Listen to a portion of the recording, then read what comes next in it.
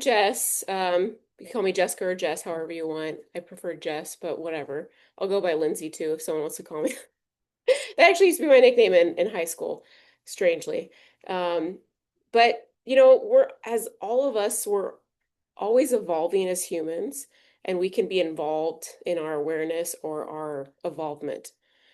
And just through my many life experiences that I've had working as a ER and ICU nurse for about 8 years and transitioning to wanting to dive into entrepreneurship and having my own personal experiences within my family, within my own personal life, and seeing just questioning myself as well. Why is it that I feel a certain way because someone says or does something, or someone does something to me? Why do I feel this way? Why do I turn my life upside down because I feel terrible because of what someone said or did? So that really kind of got me deeper into my spiritual journey, um, which was something that I wasn't involved with most of my life. I wasn't aware of it. And it was about 3 years ago when I had kind of a, I say mini spiritual awakening, because I'm definitely not a guru of any kind. I'm not enlightened. I still cry. I still get anxiety. I still have fear. And, it's like I have all these things that a lot of humans experience. And it's like, how do we deal with this life with grace? How do we deal with all of these constant changes, this like advancing technology, this demand that we have a big time in the US. I don't know how it is in other countries. I mean, I do. I'm well traveled. I It's just the US is it's like a corporation. It's a great country. It's a great place to live. There's a lot of great qualities about it, but the culture here is all about hustling and just like getting the work done, this, 9 to 5.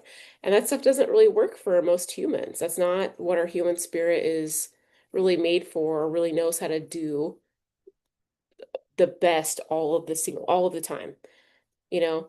And just with my personal experience, having worked in a field of medicine and seen so many things, that just crazy things, and what happens to people's bodies, what happens to just humans in general, and what humans do to each other, it's definitely has shifted the way I see the world, the way I feel about it, and kind of has brought me to solutions that if we could work together with certain solutions, it could help a lot of different things. And one of those solutions is with emotional responsibility.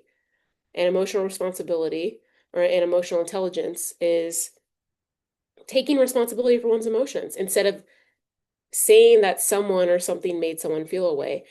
And we do have that power. We do have that power to have that kind of effect on someone, to make them feel a certain way with words and with touch and with actions. We have that power, but the thing is most things are not the one that are causing us to feel a certain way. It's our reaction, our conditioned reaction, the way that we've been conditioned to respond or react to certain words or certain experiences. And it's pretty like human being a human being is a really weird, amazing, beautiful experience, but it's very difficult at the same time. We have these physical bodies with all these changing things, and we have all these needs, and we don't know how to meet all of our needs because we can't meet all of our needs. We need each other. And part of emotional responsibility is learning to realize that we can control the way we feel. And it's hard at first, but over time and with practice, we can be a little bit more emotionally strong, regardless of what's happening outside of us. And it's something I'm still even working on, but over the past several years, it's definitely improved with me. If that answers your question, kind of all over the place. No, it does because I had to. I remember in my teens, I was like, okay, emotions are bad, and you bury them, right? And I think a lot of men growing up experience this, right? Because there's that joke, right? Women can experience every emotion but anger, and men can experience no other emotion but anger. Yeah, Right? So for me, yeah, I buried it because I thought that expressing it was a weakness, understanding it was a weakness. As I got older, I began to realize understanding it is a strength. Being able to communicate it is also a strength. What do you think then is some of the obstacles that maybe men, women, and people in general face when it comes to taking responsibility of their emotions or understanding their emotional intelligence? Well, there's a lot of obstacles to get that with sexes and all kinds of different cultures and different backgrounds and all kinds of different things. But the one thing that is the truth is that we're all one human species and we're here on this earth together, and we have to learn to be loving with each other and unconditional. And unconditional is easy for a dog to do. It's so easy for animals to do. We can learn how to love from our dog. That's so easy. Dogs love unconditionally, and many animals do too. Not all. There a lot of most animals are on survival mode, but it's true. We as children, we were pretty unconditional. When we were children, we were present, we were loving, we didn't care really who we were around most of the time. But humans, well, which include adults, humans are everyone, but adults tend to ruin that, and they take away our innocence. They can do that, and the thing is that we believe that because something happened to us or we were treated a certain way or someone did something to us, that we're not innocent anymore. But we all are innocent. And for women and men, I'm not a man, so I can't 100% speak to what men are supposed to do to take responsibility for their emotions and be more emotionally intelligent. But I do have some insight, but I think that men definitely, it would be more advisable for them to take guidance from another man who is wiser. Um, but from a woman perspective, it's really us learning how to feel value and worth by ourselves without a husband, without a partner or a boyfriend, or however someone wants to identify, if they're lesbians, if they're whatever the masculine and the feminine aspect is. It's just being by our individual selves and being okay with that. You know, in Eastern countries, they have more oneness, they have more community. There's a lot of community everywhere in the world, but there's more of an individualistic perspective in the US. And in That's mostly Western culture, but Eastern culture is mostly community based. And the word's escaping me. Oh my gosh. I'm not even thinking of the word. Do you know what I'm talking about? How they I work think, together? yeah, they're working together because I think in other parts of the world, it's more community based where they pull together and there's a sense of community. You raise, let's say, for example, children, right? You're raising children at home, you're raising children outside. Everyone pulls together. It is more of like a community. Whereas maybe where you and I live, it's more so individualized, right? I can do whatever it is I want. I can raise myself, even though sometimes people forget there's an impact to that type of mindset. I think that's where you're going with it. Yeah, if the word comes to me, I'll say it again. I'm just not thinking of it right now for some reason, but I think that's important for all cultures that have a different way of practice of getting with ourselves and really sitting with our soul and sitting down to the lower level of our minds, which is where a higher power lives. I'm not religious, but I'm spiritual, and I still refer to that higher power as God. And within every single human being, the deepest depths of our mind and within our soul is our true self, our true nature, who we truly are, and where God is. And when we have that union, then it is easier to just be in communion, in community, and love with everyone. As humans, we are just supposed to have a life of joy. We are supposed to experience life in a very beautiful way. But the thing is not everyone can get to that in their lifetime. And that's okay. Most of my life, I suffered. Most of my life, I hated myself and I had a lot of issues with myself. And it wasn't until I started sitting with myself and being okay with being by myself and being who I am, which is still something I'm working on. Sometimes it's not easy, but most days, nowadays, it's a lot easier for me to be loving with myself. Because when we're loving with ourselves, we can be more loving with other people. And women, we have a different energy. We both have a masculine and a feminine energy within all of us. We both, like all humans, men and women, we both came from a man and a woman. So technically, we all are a man and woman. We just have different genitalia.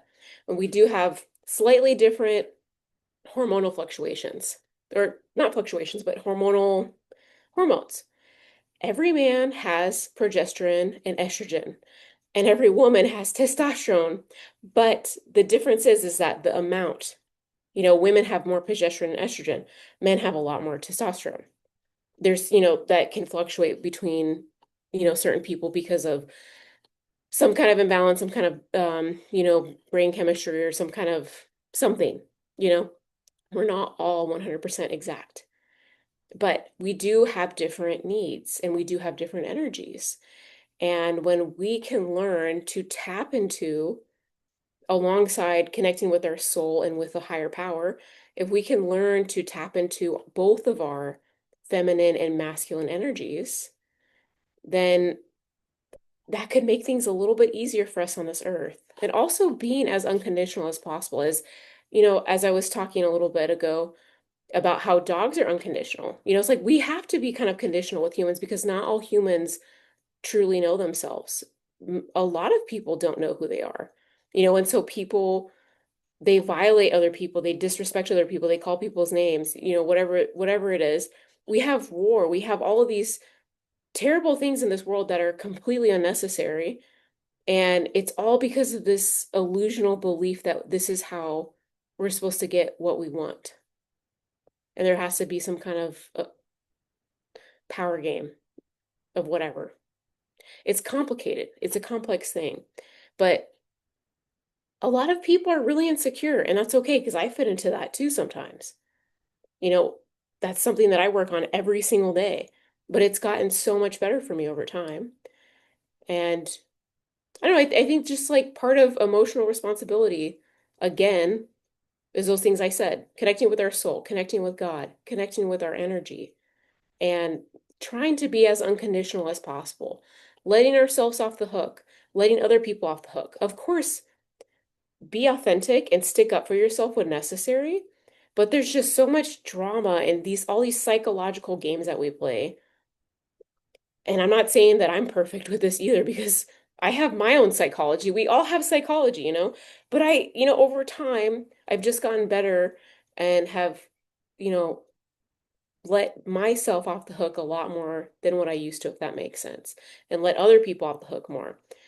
But the thing is I'm still a little tiny human being that is not, I'm innocent and naive, and it's like I don't know everything. I don't know all these answers, but this is just like one perspective. And I still get anxiety, I still get overwhelmed, and I still have a hard time dealing with people. We're in a crazy world. How can we handle every single thing? We just gotta chill out. I look at you made a good point when you're mentioning like the community and sometimes and you mentioned like unconditional love and conditional love. I wonder then how many people have conditional love because they've been hurt so often in their life previously, right? Like unconditional love is tough because you would hear, at least for me, that someone would tell me, Train, I love you so much. I will die for you. I'll take a boat for you. And sometimes I'm like, okay, yeah, that's an example of unconditional love. But how about like if you're in a relationship and the person says, I'm willing to change for you, Jessica. I'm willing to sacrifice part of me for you. I'm willing to work all these long hours. I'm willing to change.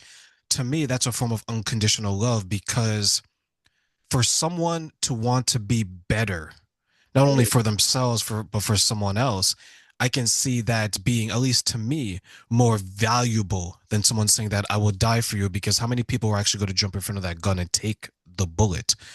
Um, when it comes to emotional responsibility, from your perspective, how do you think that applies in the different types of relationships? Let's say, for example, romantic, personal, friendship, and work, professional. Hmm. All complex. And I hope that, like this, the example that you gave is that I will do this, I will better myself, I will work this much, I will do this for you so that we can build a relationship. Humans can say whatever they want, but it comes to the action. People can say whatever they want just to make someone calm down and shut up and just get off their ass or whatever. But it's always about the action and showing up, which is really nice. Um, in terms of your your question was how to be unconditional in a lot of different forms of relationships. Was that what you asked? The emotional responsibility when it comes to romantic, personal, and professional relationships. Okay. Emotional responsibility in all those different things. Well, it's very important to be authentic and express yourself. We cannot read minds. Okay, gurus can read minds, but I don't think there's any guru in this world. I think the last guru that was alive was this Swami guy from India, and he's not just some guy. He was this amazing man. I'm reading a book about him, and he was just like the last one. But there's no one else in this world that I know of that has that kind of ability. We have to express, it's like, hey, I didn't like the way that this happened, or I really like that you did this. Um, life isn't always about focusing on what is wrong and what is not working or what someone didn't do. Not all of us have the mental capacity or physical capacity or emotional or psychological capacity to do every single thing exactly the way someone else likes it. We all have our own way of doing things. And when we can, that comes to emotional responsibility. If our emotions are dependent on what someone else does, then we're going to react. And that's okay. There's nothing wrong with that. But if we want things to shift, we have to be able to express our needs, you know? And it's us also looking at ourselves and seeing why are we in a relationship with someone? If it's really difficult and complicated, why are we with someone? I've been in not so many, but I stayed in relationships for a long time that did not work. And I stayed in it for such a long period of time that it was just I didn't have this capability back then, but I do now. And right now I'm in an amazing relationship. I've never had such a beautiful relationship before in my life. And every single time me and my boyfriend are together, we are laughing, we are happy, we are feeling good. That's not 100% of the time, but most of our time together is joyful and it's loving and it's fun. And to get like that, I think it's important to get like that with as many people as possible. And that doesn't mean you have to be romantic with every single person. But in romance, with friendships, with coworkers, there has to be a level of communication where it's safe, where we are okay to express ourselves and where we're mature enough, where we're not insulting other people, and we're not holding other people 100% responsible for the way that we feel. But we have to express ourselves. We also have to build trust, which comes from our intuition. People can say whatever they want, you know. A great example of someone who would say whatever they wanted and did something opposite was Ted Bundy. He was a handsome man according to a lot of people back then. He was very handsome. He was in some kind of like prestigious career or whatever he was doing. And so he had the social exterior standard met, but he was like brutally hurting people and killing people and raping women. And he did that to multiple women. He like chopped them up and did all kinds of crazy stuff because he knew how to put on like this facade. And I'm not saying that to be suspicious of everyone, to think everyone's going to kill, because that's not the case. Most people in the world are good. Most humans on this earth, they want to do good. They want to be happy. They want to have live in peace. Most people in this world do. And it's important that we have fun and that we know how to laugh and stop being so damn serious. You know, there's jobs where it's a little bit hard to be serious for sure. Um, but having that feel good interaction is so important to have with every single person. You know, people that have siblings that and cousins and family members where they have a very easy, loving, feeling, and fun interaction and kind of relationship. That's a beautiful thing. I don't 100% know what knows what I don't know what that feels like. And a lot of people don't know what that feel like either. But there are people and families out there that have those kind of families, and it's easy for them to have those kind of experiences where they're enjoying themselves, where they feel fulfillment, where they're having lovely interactions. That's important. And it comes down to all of us working a little bit more together and seeing how we can soften our hearts, how we can kind of let down our guard, and how we can be a little bit more fun. So I think communication's a huge thing, building trust and listening to our intuition and really just trying to have fun. Like really what is the point of this life? We are on this like rock floating in the middle of space. What is the point of us being here?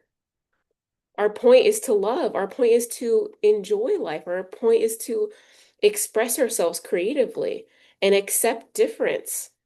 When someone has a different way of being that's outside of societal standards, it's a lot of times they can get scrutinized and, looked at weird. And in the past, that was like a dangerous time to do stuff like that. Because in the past, it was I wasn't in the past a while ago when humans were a little bit more cruel, but it sounds like a lot of people in this world were a lot more cruel. But if you were to be different, if you looked different, if you acted different, then that was kind of jeopardizing your life. That still happens nowadays, but that does not happen to the magnitude that it did in the past. And a big thing is not taking things personal. We can't take everything personal. There's a really great book called The Four Agreements. It's by Don Miguel Ruiz, and he talks about a Toltec native way of living life.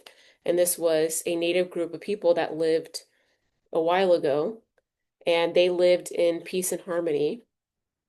And it's because they had this specific way of living life because they followed these four agreements. There's other things, there's other cultural practices throughout time that have left examples for how to enjoy life and be peaceful among other human beings. Another one is ikigai. It's a Japanese way of living life. It's in the blue zone of the world, which is where people are over 100 and they're taking care of themselves. They live to like 120 and they're well and they care for themselves until the day they die. And also within Greek philosophy, Stoicism. It's another one by Marcus Aurelius. Had a really great example for how to live life with grace and how to be involved in community and be loving about it. But we're so different. We have all these needs, but we're in a time where it's like, buy, buy, buy, buy, buy. I need something now. I need dopamine hits now, now, now, now. And that's just, I don't know what our future looks like. I can't breathe the future, but I'm hopeful for us, and it's if we really want to have good relationships with other people and emotional intelligence, we have to work on a relationship with ourselves. We have to work on our emotions with ourselves that we feel, that we experience within our bodies, and project out how we want to live life, what we want to see in this world, and express how we want to be. You mentioned a number of books, and I've come across some of them. And one thing I want to say is that I agree with you that most people are good, right? Yes. Yeah. And I also say that most people understand the emotions that they experience. They may not be able to communicate it clearly, but they understand, okay, I saw an injustice. I'm feeling hot. I'm angry because I seen the injustice. They could self-identify, right? I Mhm. think sometimes the struggle for some people is that it's one thing to see suffering outside of you, and maybe you can't put yourself in that person's shoes, so you're like, okay, I don't understand, it looks like it's bad, but I don't necessarily feel something. And then there's the suffering that some people will face, and because they face that suffering, they're like, okay, Jessica, okay, Train, I don't want to experience this emotion, so I shut it down. Mhm. I put it in the closet, right? So now, let's say, for example, there's 10 different emotions. Now they're only experiencing five. And as they get older, they're like, okay, these other two, it makes me feel uncomfortable. It's only three. So now they got used to the same three emotions. And I share this because I have a former friend that, as he got older, the only emotion that he was willing to experience was anger. Right? He used it to protect him, used it as a defense mechanism because anger is a secondary emotion. He used it to eliminate anything around him. Whereas, let's say, for example, another person will use, you mentioned dopamine, right? Another person would say that, okay, the only emotion I want to experience is that the thrill of a sexual encounter, Mhm. right? They don't want to experience anything else because if they experience anything else, maybe they're going to feel inadequate. Maybe they're going to feel lacking. Do you see some people struggle with the different emotions, not because they're not aware of it? They know if they experience it, it's going to remind them of something that still needs improvement in their life. Yeah, well, I mean, all of it, many of our emotional responses, or all of our emotional responses go back to our beliefs and our attachment style and how we experience the outside world. We don't, we're not taught to experience our inside world because we have an entire universe inside of our body. All of us. We all do. Like there's literally billions of things going on inside of our body right now between you and I. Like you are having your own internal experience. I'm having my own internal experience too. And every single human has that. But we're taught to focus on the outside. When we're children, we know how to be happy. We know how to feel good. We know how to be present. But we're conditioned outside of that because that is just the way it is. Um, but having external experiences that don't feel good, our drives to avoid them or to how to solve them or how to help other people not experience them or how to get out of it. There's just so many different aspects of a negative experience or a negative emotion. When it comes to people seeing other people suffering, a lot of people have compassion, but in today's world where it's like the phones and the screens and it can desensitize a lot of people from the truth, and they don't, maybe kids don't even know if it's real or don't even, I'm not against technology, but there's definitely, it was a lot nicer in the 90s, I would say, when we didn't have cell phones. Gosh, I would love to go back, but we're here right now, you know, and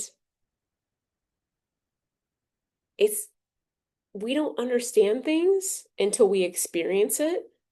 And it's like, why do we have to experience such difficult things to understand? And from my understanding in my life, I've come to the realization of the karmic cycle. Not everyone believes in that, but it's the cycle of life. And we have karma, and most of our karma that we get in life is from our current life. And we get other things from previous lives, but it's usually and mostly from this current life. And with whatever the universe or our higher power wants us to understand, we will experience that. And it's also believed that we experience what we hate or what we do not like in this life, who we were in our previous life.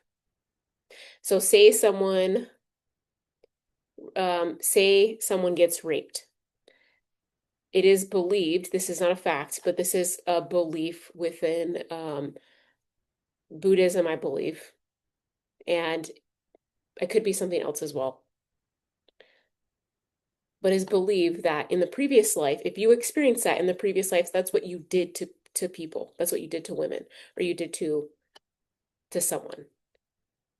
And as crazy as it sounds, but even those terrible things,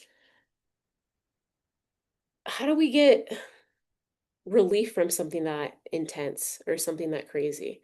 Or like all of these very dynamic and complex things, like when someone crosses our boundaries or we cross someone's boundaries or something physical happens to us, or our leg gets cut off, or something terrible happens to us, or like we go to war and we see all kinds of things and something happens to our body and our body's different. We're born a certain way and then we end life or we change throughout life. Our most people, they continue life with the way their body is and just how it grew. But most people in this world don't have a disability, a physical disability. And I think disabilities really teach people, and it's not a disability, it's just a change in someone's physical capabilities. These kinds of experiences that are really negative and that hurt and that don't feel good are really trying to teach us how to be happy through them, because those traumatic events happen one time or several times, but every time it happens, it's a small second in time, a period of time where we are experiencing that. But then we suffer so much longer because we hold on to it and we don't let it go.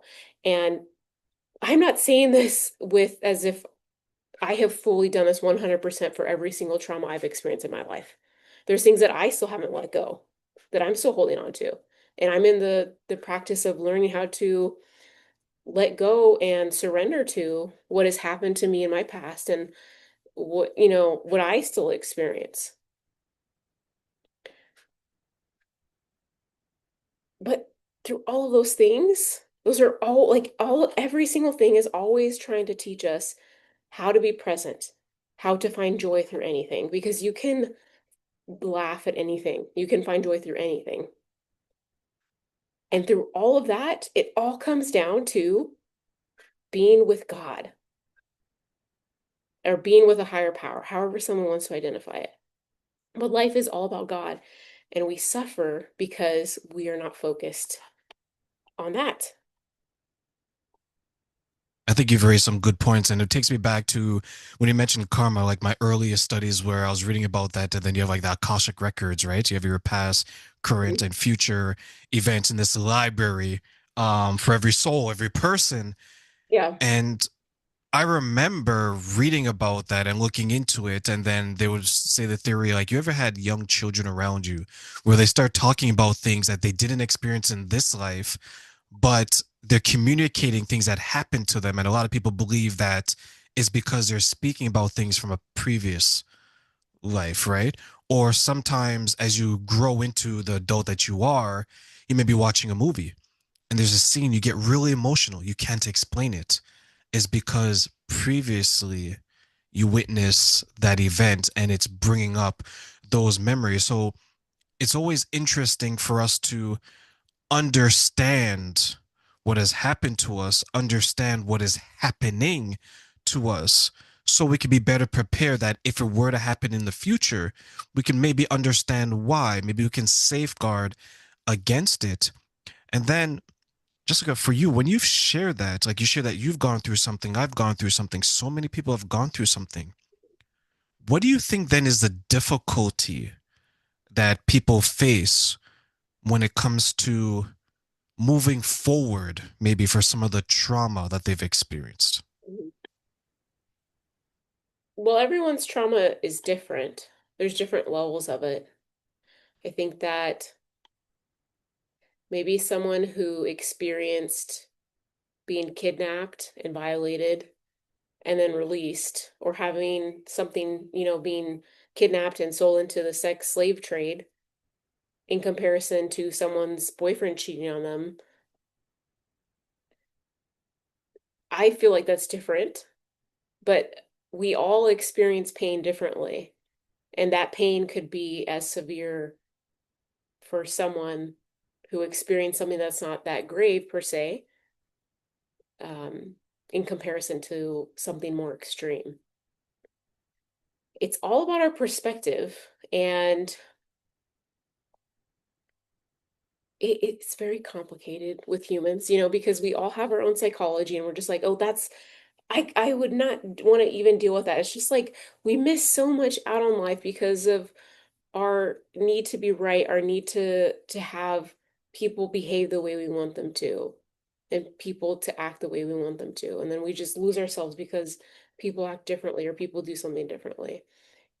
It's we don't know when our last moment is going to be that we're alive, and us holding on to all of these things, it takes time for us to release some things, and it's okay if we don't release it. We'll learn, if we allow God into our life, we can learn a lot easier and quicker how to overcome things.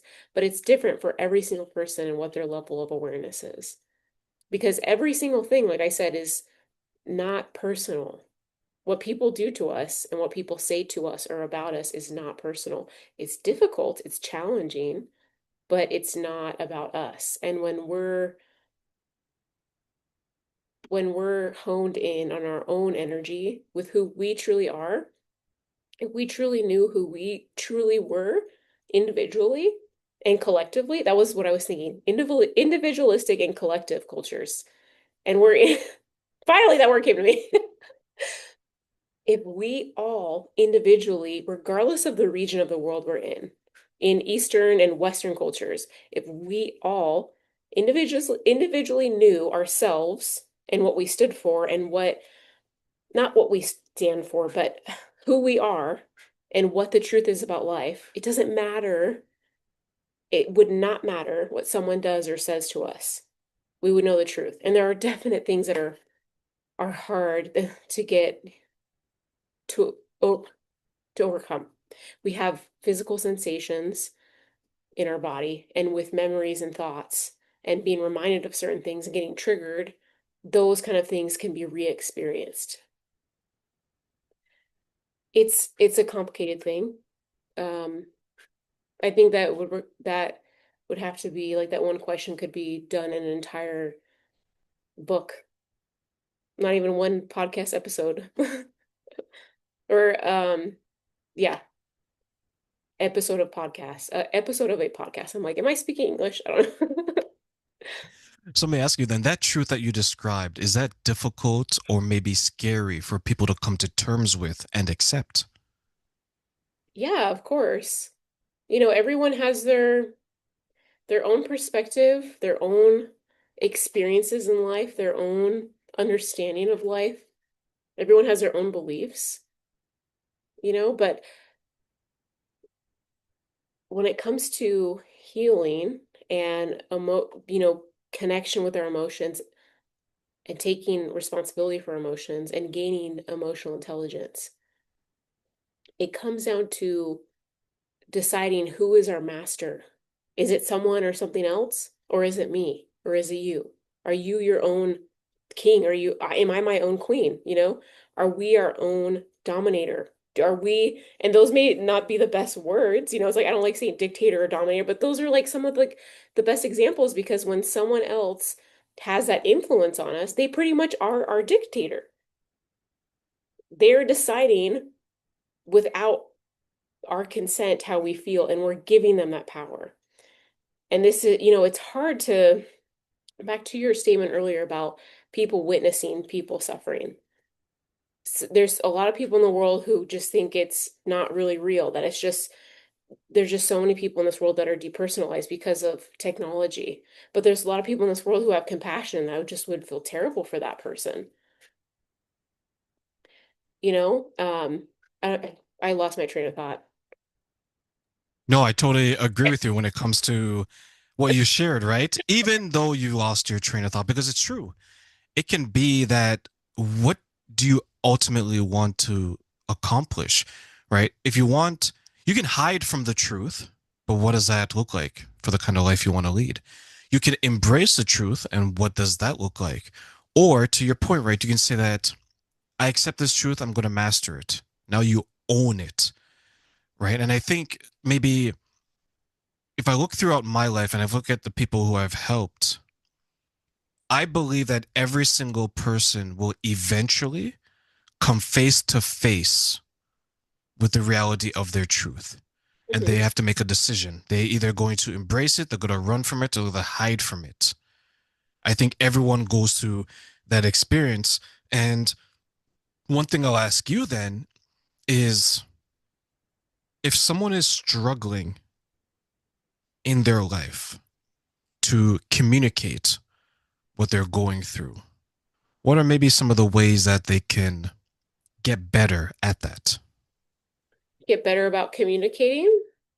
Well, that really takes, everyone has a different body that they were born into with a different mind and a different personality. We have different energies. We have an astrologic energy, and some people can be water signs or fire signs or whatever they may be. Some people, not just saying every single person who's this, Gemini or Taurus, whatever the sign may be, has trouble communicating. But there's just some people that's just not their, they don't know how to express themselves for multiple different reasons, or maybe they just don't know how. And I mean, I used to not know how, and it was because I thought I was wrong, that it was bad that I expressed myself. I thought that I wasn't supposed to express myself, that I wasn't supposed to, speak my mind or express my needs, that there was something wrong with me for doing that. So it really comes down to someone just gaining that courage to say what their needs are. It's, I think it's like an individual thing that I don't want to generalize everyone. Everyone is unique. Everyone has their own way of doing every single thing. And it really comes down to every individual person. So it could be different, but some things that can help is doing improv. I think doing stand up imp or like not stand up improv, but just going to an improv class, which is a comedy class where you go and you make up the comedy skit as you go, and it's so fun. And learning how to maybe have a practice, maybe going to see a counselor of some kind or a therapist or some kind of coach or guidance person, for how to communicate, express whatever someone's needs or what they want, what their desires are, or how, what their feelings are, or what they're angry about, or what they're happy about, or what they want or what they don't want. It that really goes, and this may not be for every single person, but this could also go back to childhood and childhood trauma. And in our childhood, when we were children, we learned certain mannerisms and certain ways of being and expressing ourselves because we were all taught to be someone that we're not, many people in the world. And that's okay. It's just, it is what it is. Or, say, oh, you can't say this, you can't do that, this and this and that, or whatever. I think it's important to go back to our childhood as well and seeing in areas where we were told to shut up or we were told to not do something or say something, and just kind of going back and sitting with ourselves and just giving ourselves love and compassion and just telling ourselves that we're okay. But this kind of really ties into emotional intelligence and emotional dominance, because if we have our emotions dominated, we could say and do whatever the hell we wanted without that fear. People who do not care what other people think and people who do not care about the consequences, the possible consequences that could happen of, whether it be rejection, whether it be getting fired, whether it be losing a friendship or a relationship. If it's authentic and you're being kind and you're not name calling and You're not blaming someone else. It's usually fine. Like it's okay. And there's other people, like the other party may not be receptive enough to take it. And if that's the case, then that's okay. But it sucks sometimes. But this is like a deeper issue. Well, it's not really an issue. It's just something a little bit deeper that we'd have to go within ourselves and discovering who we truly are. I think that's a big answer for someone who is having trouble communicating. Let me ask you then this as we close. I like to give all my guests three wishes. You have Aladdin's genie lamp. Okay. Big smiles. I can see it on your face. I know. I know. So with this, you can wish for three things. So what are three things you wish people knew about emotional dominance and Or, why? or intelligence, or I know it's like a really kind of a crazy, powerful word to say that number one, I wished the genie that every human on this earth knows that they can control the way they feel, no matter what. And two, that our main emotion is to be joy or neutralness, and any other emotion is okay too. But the main emotion is to be joy. Like the whole spectrum is good to experience because we have contrast, we have this physical world, which is why we're here, because we came here as spirits and want to experience this physical world. So we have to experience the entire range, but most of our time shall be in joy. And three, that it's okay if we sit in lower feeling emotions for a little bit too long. It's okay. It's okay how we feel. Nothing's wrong with anything the way we feel. You know, we're that's it. I think that's just what kind of came to mind. And one thing I didn't bring up at all was about the emotional guidance scale. And the emotional guidance scale it's just it's kind of like a circular realm of a spiral that goes down, and then there's a spiral that goes up. And there's two different spectrums of emotions, and it's just we can do an entire episode about that, just specifically that. But it's just something to look up, and it's definitely helped me improve my emotional intelligence, emotional dominance.